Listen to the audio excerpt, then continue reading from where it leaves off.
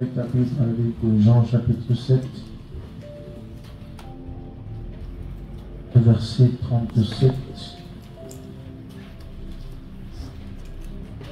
au verset 39. Jean chapitre 7, verset 37 à 39. Le dernier jour, le grand jour de la fête, Jésus, se tenant debout, s'écria: si quelqu'un a soif, qu'il vienne à moi et qu'il boive.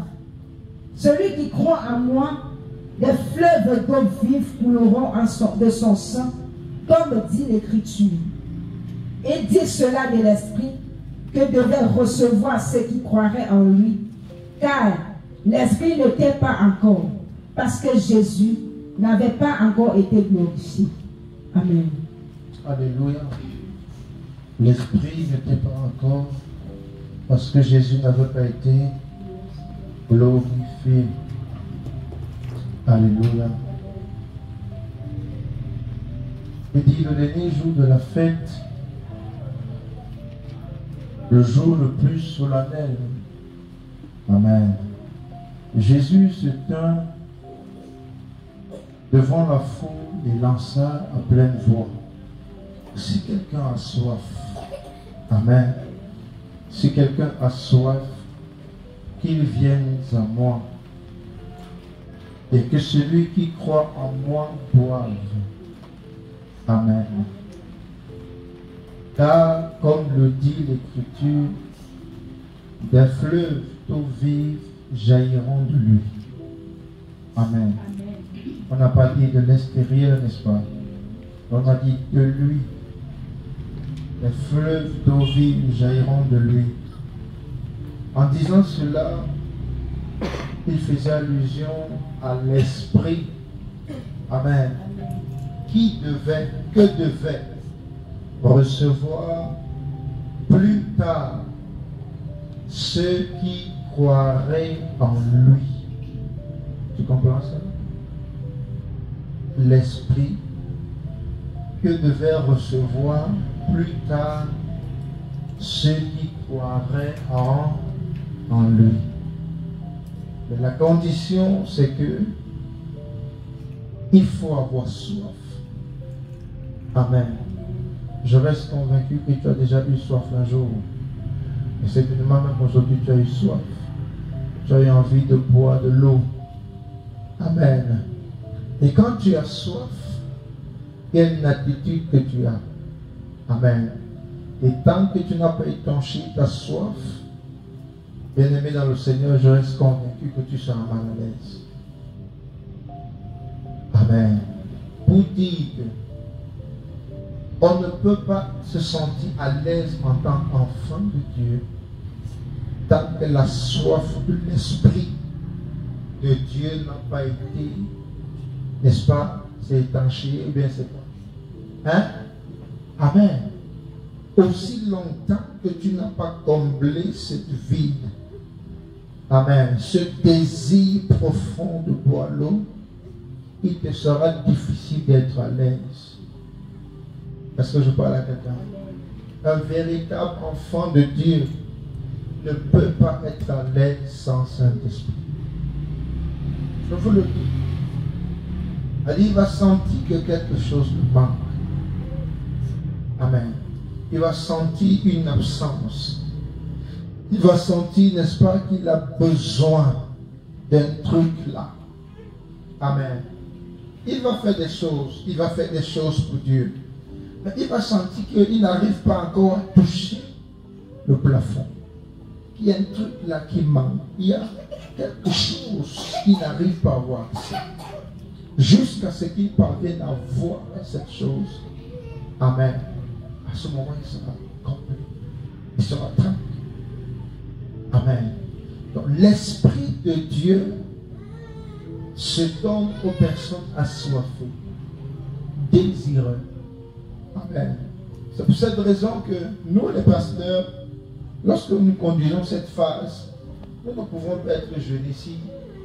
À la fin d'une soirée, personne ne parle en langue. On ne peut pas être gêné. Parce que la condition, c'est la soif. Amen. Et la soif ne vient pas de moi, n'est-ce pas? Mais ça doit venir de toi. Amen. Si l'Esprit de Dieu n'arrive pas à descendre en toi, ou encore à faire jaillir de toi des sources d'eau, ça veut dire qu'il n'y a pas une soif suffisante. Amen. Notre désir, c'est que tous parlent en âme. C'est que tous soient remplis du Saint-Esprit. C'est que tous soient inondés de la présence de Dieu. Je nous ai dit hier que son désir, c'est être en nous, n'est-ce pas? Être en nous. Amen. Nous communiquer la nature de Dieu, nous faire ressembler à Dieu, nous faire être à son image. Alléluia. Et pour cela, il doit être en nous. Mais il dit, si quelqu'un a soif, amen. Si quelqu'un a comment? A soif, qu'il vienne s'abreuver. Qu'il vienne faire comment? S'abreuver. Amen. Qu'il vienne s'abreuver. Et il parlait ainsi de la personne de l'Esprit de Dieu. Et je vous ai dit, ce n'est pas l'homme qui donne le Saint-Esprit. Amen. Je ne suis qu'un canal. Je viens provoquer la présence de Dieu. Amen. Je viens te faciliter la tâche. Mais le grand travail, c'est toi et Dieu. Alléluia. Oui. Même lorsque je parle en langue, c'est une façon de provoquer quelque chose. D'ouvrir la porte de ton cœur. Afin que les choses te soient faciles. Amen. Très facile. Mais là, c'est Dieu qui donne. Amen. Je peux t'imposer les mains, tu reçois. Mais ce n'est pas moi qui te baptise du Saint-Esprit. Dieu a jugé que tu es assez assoiffé pour recevoir. Amen. Comme je ne peux même pas te toucher, mais tu reçois. Pourquoi? Parce que ton cœur est rempli de choses. C'est-à-dire que tu désires profondément. Tu veux cette chose. Tu veux avoir, n'est-ce pas, à l'expérimenter dans ta vie. Et ainsi, il descend. Amen. Il descend. Alléluia. Il dit, les fleuves d'eau vive jailliront de lui. Amen. Jailliront de lui. Hier, j'ai vu des personnes qui cherchent à se contrôler. Et je riais, je dis, voilà. Amen. Non. Gloire à Dieu. Dès qu'il est là, ça éclate. Ça éclate, ça éclate. Amen. Tu entends des langues, des langues, des langues. Et ça sature ton cœur, ton esprit, ton âme, tes pensées et tout le reste. Alléluia. Frère, les fleuves d'eau vive jailliront. Alléluia. Et comme je dis hier, lorsque l'Esprit de Dieu vient dans la vie de quelqu'un, frère, il ne vient pas seul. Amen. Il est accompagné. Est-ce que je parle à quelqu'un? Il est comment? Il est accompagné. Nous avons rencontré des personnes dans la marche chrétienne qui sont frustrées parce qu'ils n'arrivent pas à guérir les maux de tête. Amen. Donc c'est ça, bien aimé. Est-ce que je parle à quelqu'un? Lorsque tu as un désir profond de quelque chose, frère, ce désir peut être calmé uniquement lorsque tu parviens à voir la chose. Amen. Tant que tu ne l'as pas, tu ne peux pas être à l'aise. Est-ce que je parle à quelqu'un? Il te faut l'Esprit de Dieu. Il te le faut. Amen. C'est lui qui va te dire évangélise. C'est lui qui va te dire que tu ne peux pas être un chrétien sans être productif. C'est lui qui va te convaincre de parler de Jésus à tes parents, de parler de Jésus à tes amis, de parler de Jésus à je ne sais qui. Amen. C'est lui. Quand une certaine heure de la nuit va arriver, il dit lève-toi, lève-toi, prie, prie. Lève-toi, tu prie. Amen. Lève-toi, prie. Parle en Dieu seulement. C'est lui. C'est pas le pasteur, c'est lui. Amen. Là où le pasteur est illimité, lui, il est illimité. Et c'est là où sa part commence. Amen. Là où tu es limité, c'est là où lui, il commence. Parfois, quand tu seras en train de prier, à un moment donné, tu auras l'impression que tu n'as plus rien à dire à Dieu. C'est là où lui va commencer. Tu vas sentir un désir profond de parler en langue. Amen. Et quand tu seras en train de parler en langue, c'est un peu comme si tu es en train de télécharger des choses. Télécharger des sujets de prière. Et quand tu finiras de parler en langue, tu vas te rendre compte que tu seras encore plus inspiré à prier pour X, à prier pour Y, à prier pour Z, et ainsi de suite. Amen. Si quelqu'un a soif. Donc ce soir, c'est une soirée des assoiffés. Amen. C'est une soirée des assoiffés. Des gens qui aimeraient que les sources d'eau vive jaillissent d'eux. Éclatent d'eux. Amen. C'est une soirée des assoiffés. C'est une soirée des personnes qui, n'est-ce pas, désirent profondément la personne du Saint-Esprit. Amen. C'est une soirée des personnes qui veulent aller à notre niveau, notre dimension avec Dieu, qui veulent grandir, qui veulent, n'est-ce pas, que l'Esprit de Dieu se serve d'eux pour accomplir des choses extraordinaires. Amen. Ouvre ta Bible à 1 Corinthiens chapitre 12.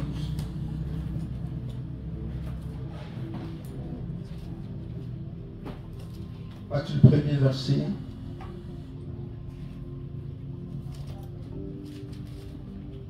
J'en viens au problème de manifestation de l'Esprit. J'aimerais, frère, que vous soyez bien au clair là-dessus. Souvenez-vous, comment lorsque vous étiez encore païen, vous vous laissiez entraîner aveuglement vers des idoles muettes. C'est pourquoi, je vous le déclare, si un homme dit maudit soit Jésus, ce n'est en aucun cas l'Esprit de Dieu qui le pousse à parler ainsi. Mais personne ne peut affirmer Jésus est Seigneur s'il n'y est pas conduit par l'Esprit Saint. Il y a toutes sortes de dons, mais c'est le même Esprit. Il y a toutes sortes de services, mais c'est le même Seigneur. Il y a toutes sortes d'activités, mais c'est le même Dieu. Et c'est lui qui met tout cela en action chez tous. À chacun, l'Esprit se manifeste d'une façon particulière, en vue du bien commun. Amen. Cette précision-ci est très importante. En vue du bien commun. Amen. Ne te sers pas de l'Esprit pour t'enorgueillir, pour cirer les airs, pour montrer que tu es meilleur que les autres. Ce que tu as reçu de Dieu n'est pas pour toi, c'est pour le bien de tous. Est-ce que je parle à quelqu'un? C'est pour le bien de tous. Ce n'est pas parce que tu guéris les malades que tu vas commencer à faire ça. Fais comme ça. Fais comme ça. Tu es un serviteur. Et tu es appelé à servir tout le monde. Il dit c'est pour le bien commun. Ça veut dire que si tu as la grâce de guérir les malades, trouve plaisir, prends plaisir, n'est-ce pas, à faire du bien aux frères qui sont malades. Amen. N'attends pas qu'on te supplie. N'attends pas qu'on te dise, voilà, s'il te plaît, pardon. Tu as échoué. Amen. Et là, tu seras en train d'attrister l'esprit de la guérison qui est en toi. Amen. Vous savez pourquoi beaucoup de prophètes chutent? Parce qu'ils ont mal compris pourquoi est-ce que Dieu leur a donné le don prophétique. Amen. C'est pour le bien commun. Amen. Ce n'est pas pour que tu manipules les gens avec. Ce n'est pas pour que tu abuses. C'est pour le bien commun. Amen. Sens-toi béni d'être utilisé par Dieu pour faire du bien à quiconque. Ne te sers pas de ça pour abuser, pour t'enorgueillir, pour manipuler, pour faire des choses bizarres et inutiles. Est-ce que je parle à quelqu'un? Amen. Et dit, l'Esprit donne à l'un une parole pleine de sagesse. Alléluia. Il a plus à espérer d'un fou que de celui qui se croit comment? Sage. Amen. Plus à espérer d'un fou, bête à marcher avec un fou, que de marcher avec celui-là qui se dit très sage, hyper sage. Amen. Et nous pouvons voir cela dans le monde, n'est-ce pas? Quelqu'un qui se dit trop sage, quand tu le regardes, tu peux faire même ton père, bien le vieux qui est au village, qui a un gène, tu peux faire avec lui. Il dit, elle leur a donné la parole de sagesse. Amen. Et il y a d'autres personnes qui vont se servir de ça pour, je ne sais pas, pour montrer aux gens qui sont arrivés. Amen. N'oubliez pas, la Bible dit qu'il n'y en aura plus un homme sage comme Salomon sur la terre. Amen. Mais pour avoir accès à la sagesse, il a offert autant de sacrifices. Et Dieu a posé la question, qu'est-ce que tu veux? Alors il a dit à Dieu, je veux simplement la sagesse pour diriger ton peuple. Tu vois ça? Et je veux la sagesse pour faire comment? Pour le bien commun de tous. Pas pour m'enorgueillir. Amen. Je veux la sagesse pour diriger ton peuple. Amen. Il peut arriver à un moment donné que l'Esprit de Dieu fait de toi une personne incontournable. C'est-à-dire des personnes ont des problèmes, un couple a des problèmes, mais une seule parole sortant de ta bouche résout les problèmes. Amen. C'est-à-dire que lorsque tu parles, en fait, tu as touché la chose qu'il fallait. Tu as dit ce qu'il fallait dire au moment opportun. Et cela est venu à peser les cœurs. Alléluia. C'est l'Esprit de Dieu qui fait ça. Donc quand l'Esprit de la Pentecôte descend, frère, il est possible, amen, qu'il donne à l'un la parole de la sagesse. Amen. Ce n'est pas tous qui vont prophétiser. Ce n'est pas tous qui vont guérir les malades. Amen. Ce n'est non plus tous qui auront la parole de sagesse. Amen. Il donne à l'un la parole de la sagesse. Quand il parle, on dit oui, ce gars est bon. Amen. Ce gars est bon. Gloire à Jésus.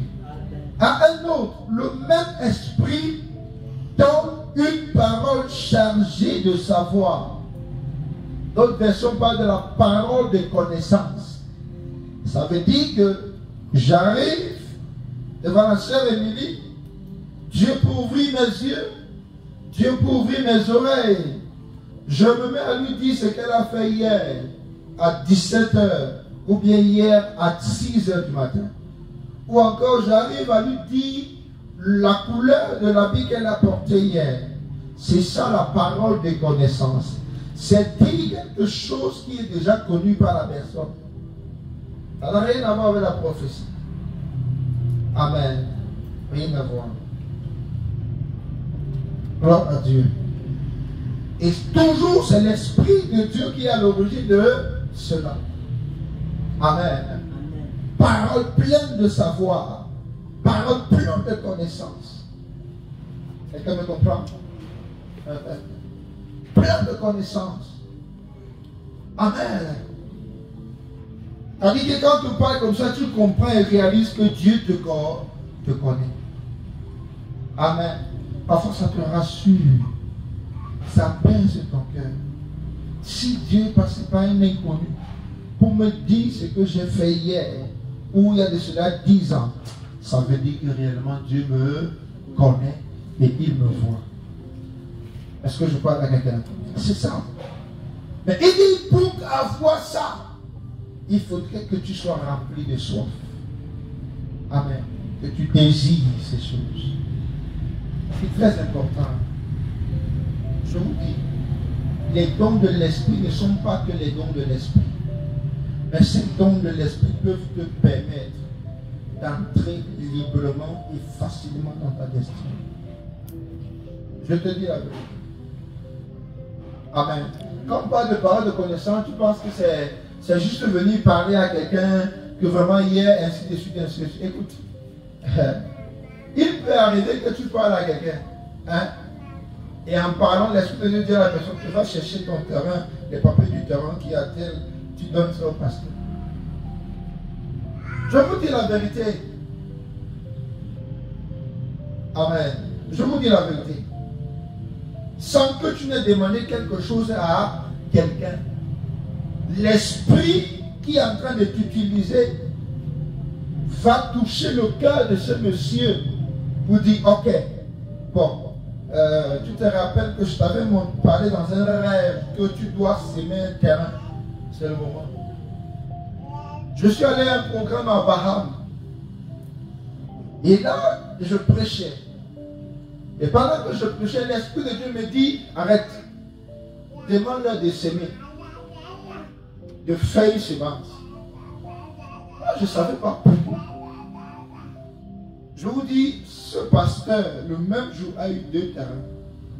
Et quand je suis entré, quelqu'un l'a appelé de doigt, lui a donné un autre terrain. Et vous savez, ce qui m'a impressionné dans l'affaire, c'est que il y a une maman qui avait eu un rêve, ou bien avait fait un vœu à Dieu en 2005. En 2005.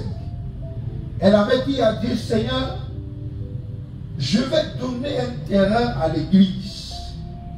Mais en fait, dans sa prière, c'est que le jour où elle devait se retrouver face à un pasteur, que le Saint-Esprit va parler à son cœur, elle va donner. Donc de 2005 jusqu'au jour où je suis entré dans cette église et j'ai rendu ministère, c'est ce jour-là que l'Esprit de Dieu a dit, c'est le moment. Prends le papier, tu donnes. 2 mamans, il y a un pas de... Les mamans, je ne pas des mamans. Des mamans, moi j'étais seulement dépassé. Même les pasteurs étaient dépassés. Donc les gens, si elles sont là comme ça, la mère, même les pasteurs étaient étonnés. Elles sont données, c'est-à-dire qu'il y a la diaconesse qui a donné. Il y a encore une autre maman qui a donné, c'était le même jour. Et quand je rentre, on appelle le pasteur de Douala. De Douala. On lui donne un autre terrain. 3 terrains en l'espace de... 2 terrains en l'espace de 5 minutes. Et un autre terrain en l'espace de 24 heures. Amen. Pourquoi? Il y a un esprit qui allait faire le travail. Pas un esprit. L'Esprit de Dieu, n'est-ce pas, qui parlait au travers de la bouche de son serviteur et allait convaincre le cœur de 3 personnes pour dire donner. Amen. C'est ça qui fait que les gens ont l'impression que les pasteurs manipulent. On n'a pas le temps à ça. Amen. Il dit le même esprit donne une parole chargée de savoir. L'esprit donne à un autre d'exercer la foi d'une manière particulière. Amen.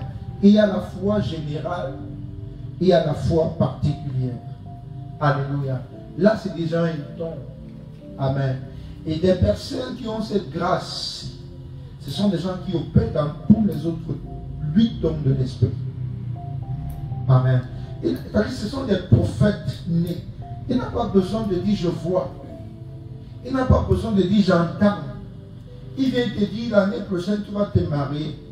Et tu te maries. Amen. C'est le plus haut, une dimension poussée dans l'esprit. Lorsqu'un homme a ce que j'appelle l'esprit de foi, ou le don de foi, c'est quelqu'un qui va loin de Dieu. Amen. Il les donne des personnes autour de lui. Et c'est le Saint-Esprit qui est à l'origine de ça. C'est l'Esprit de Dieu qui donne la chose. Amen. C'est l'Esprit de Dieu qui donne ça. Oh, c'est un don qui est tellement négligé. Aujourd'hui, tout le monde, nous voulons voir. Tous, on veut entendre Dieu. Amen. Lui, là, il n'a pas besoin d'entendre. Il n'a pas besoin de voir. Il vient te dire, tu vas le travail le mois prochain. Amen. En fait, sa parole est comme la parole. C'est un peu comme si il a vu dans l'esprit. Or, il n'a rien vu. Mais par la foi, il a amené à l'existence quelque chose qui n'existait pas. Amen. C'est important. Le don de la foi. Amen. Quelqu'un qui a le don de la foi guérit facilement les malades. Guérit facilement les malades. Il accomplit facilement les miracles. Amen. Il y a un père au Cameroun, en fait au Nigeria, qui a ça. L'évêque Oyedepo. Lui, il opère dans le don de foi. Vous n'allez jamais entendre qu'il a dit je vois. Bien, non, il parle seulement, il parle. Une femme série vient témoigner que quand telle personne, quand il a dit prêchait, il a dit que, mais dans les déclarations, il a dit que, et quand je suis entré là, je suis tombé enceinte, voilà, le bébé, lui-même n'est pas au courant de quelque chose. Amen. Tout ça est donné par l'esprit, mais il faut désirer cela. Est-ce que je parle à quelqu'un? Il faut faire comment? Il faut désirer cela. Seigneur, je veux le don de la foi. Je veux l'esprit de foi. Ça te rend différent des autres. Amen. En fait, tu ne demandes pas aux gens de te respecter. En fait, les œuvres que l'Esprit de Dieu a accomplies au travers de toi poussent les personnes à t'honorer et à te respecter. Est-ce que je parle à quelqu'un? Oui, frère. Ça nous amène à comprendre que celui-ci n'est plus au même niveau que nous. Amen. Et pour cela, on lui doit honneur, on lui doit respect et tout le reste. Amen. À un autre, ce seul et même esprit donc de guérir les malades. Amen. À un autre, il est donné de faire des miracles. À un autre, le discernement, ce qui vient de l'Esprit divin. Alléluia. Ici, quelqu'un reçoit la faculté de s'exprimer dans des langues inconnues. Et il est donné à un autre d'interpréter ces langues. Donc, il y a ce que j'appelle le don de langue et le don d'interprétation des langues. Et ici, à les langues inconnues. Amen. C'est pas obligé que on comprend clairement qu'on parle en langue. C'est pas obligé. Alléluia. La Bible dit que celui qui parle en langue fait comment? Il s'édifie lui-même. Amen. Il y a des moments où on ne s'édifie pas seulement en lisant la Bible aussi. Amen. Mais même en parlant en langue, tu es en train de t'édifier personnellement. Gloire à Dieu. Tu es en train de t'édifier au-delà de la lecture de la parole de Dieu. Lorsque tu parles, tu t'édifies. Tu es en train de grandir, tu es en train de partir notre dimension. Quelqu'un comprend? L'interprétation de langue. Ce n'est pas tous qui ont ça, cette grâce. Amen. Il y a des personnes qui peuvent, n'est-ce pas, avoir simplement la grâce d'interpréter. C'est-à-dire que lui, il comprend tout ce qu'on dit en langue. C'est sa part de don là-bas. Pendant que la sœur Émilie parle en langue, lui, il comprend ça en français clairement. Et il peut vous dire avec exactitude, sans se tromper, ce que la sœur disait en langue. Et c'est dans les deux qui font la prophétie. Alléluia. Les deux font la.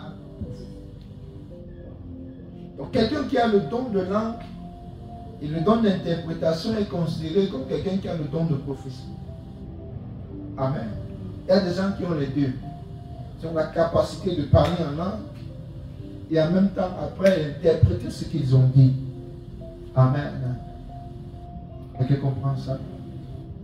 Donc ce sont les choses qu'il faut en tant que chrétien. Amen. mais tout cela est l'œuvre d'un seul et même esprit qui distribue son activité à chacun de manière particulière comme il veut. Amen. Je pense que l'heure a sonné que tu dois être utile à Dieu. Est-ce que tu comprends ce que je dis? Tu dois être utile. Ne sois plus un chrétien. Il y a les chrétiens inutiles. Tu restes, toi, tu le regardes, tu cherches à savoir ce qu'il fait pour Dieu, tu ne vois pas. Tu cherches à savoir ce qu'il fait même pour Dieu dans la maison de Dieu. Il est inutile. Il a cru, mais il est inutile. Il y a un chrétien qu'on appelle Thomas. C'est Thomas, n'est-ce pas? Thomas et qui encore? Barthélemy, c'est ça? On a parlé de combien de fois dans la Bible? Hein?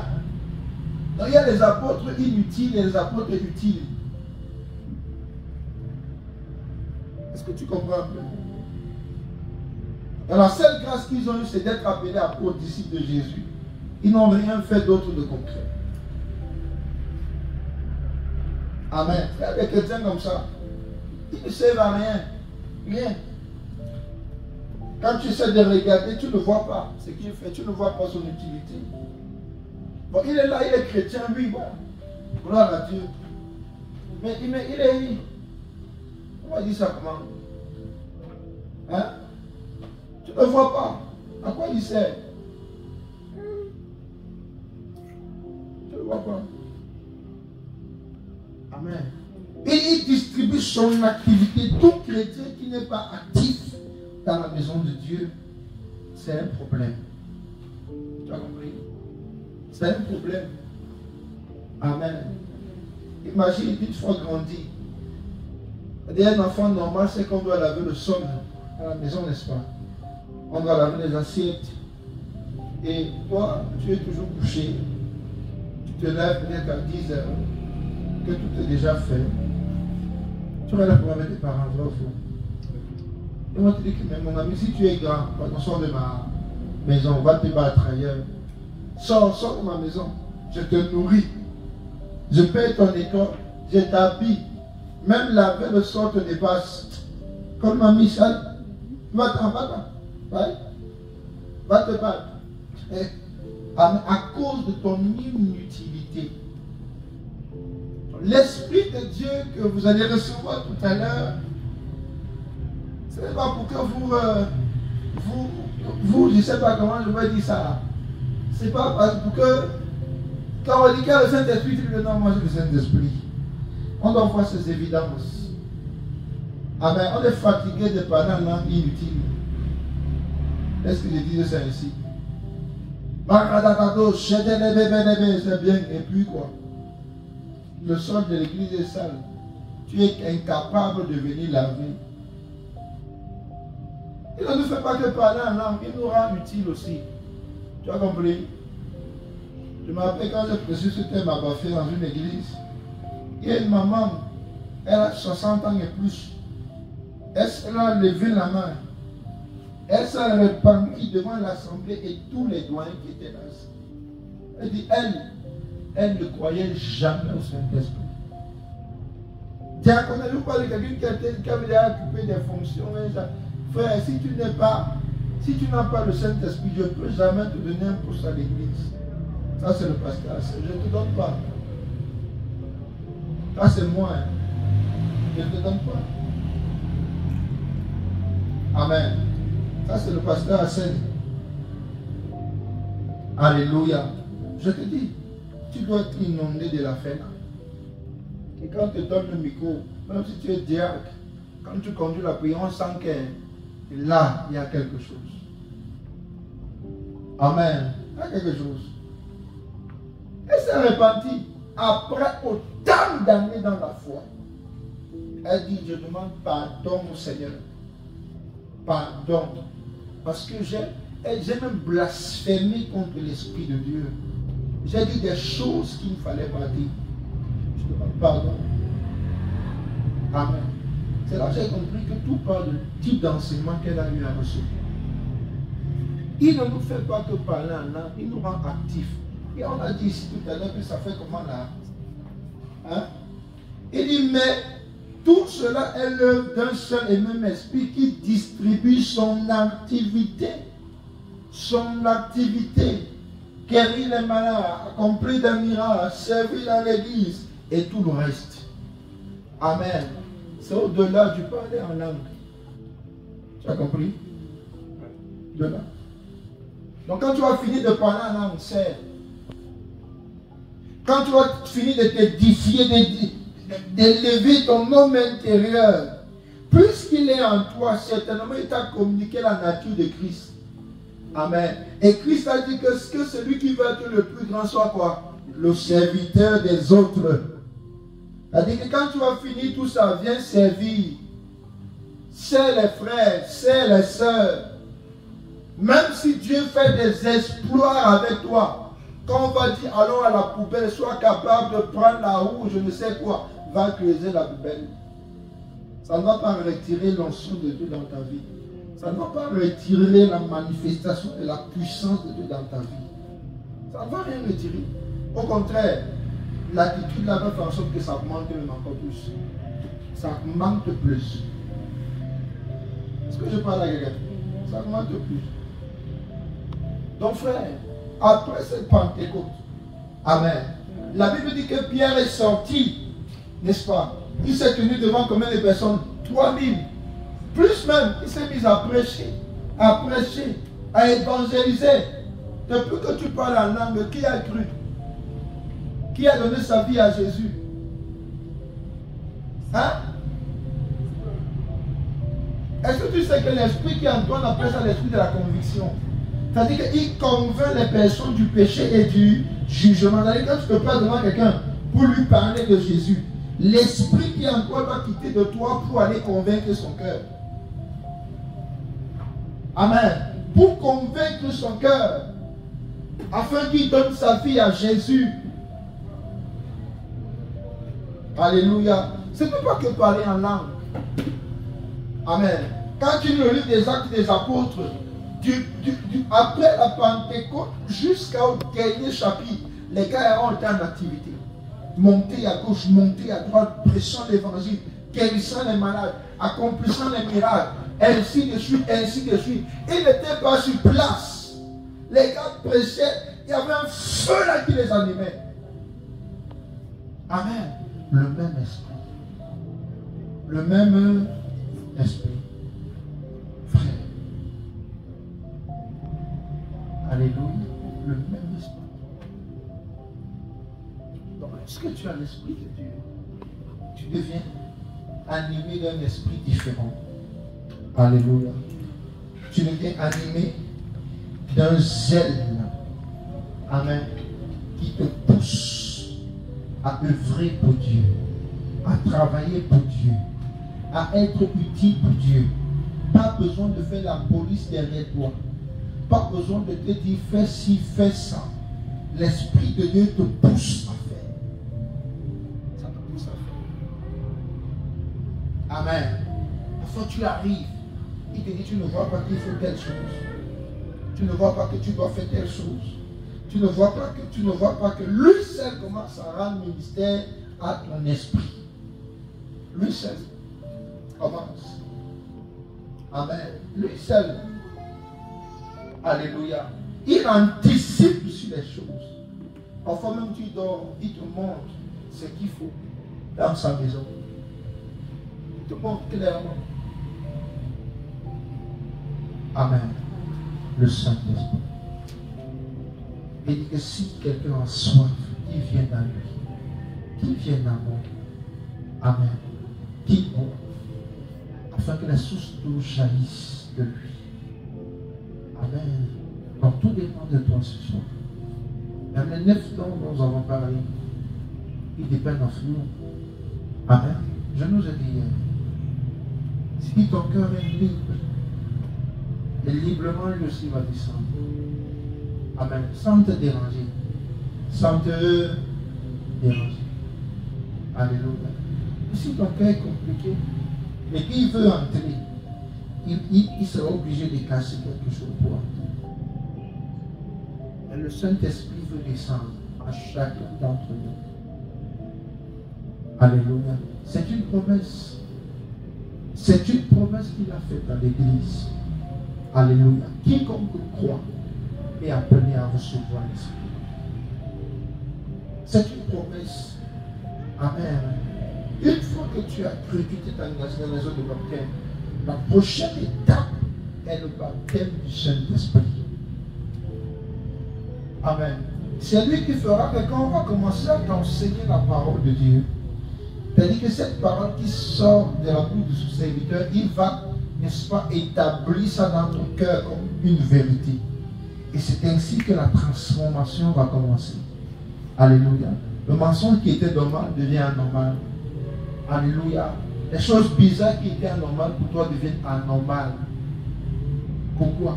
Parce que l'Esprit de Dieu a commencé l'œuvre de la on appelle ça quoi? C'est-à-dire trier, n'est-ce pas? De la triaison. C'est-à-dire, il dit, non, ici, il faut enlever, là, il faut enlever, là, il faut enlever. Un enfant de Dieu ne fait pas ci. Un enfant de Dieu, un enfant de Dieu, un enfant de Dieu, non, non. Enlève, enlève, enlève. Amen. Que le Seigneur nous bénisse. Alléluia. Et qu'il nous aide, n'est-ce pas, à comprendre ces choses. Gloire à Dieu. Nous allons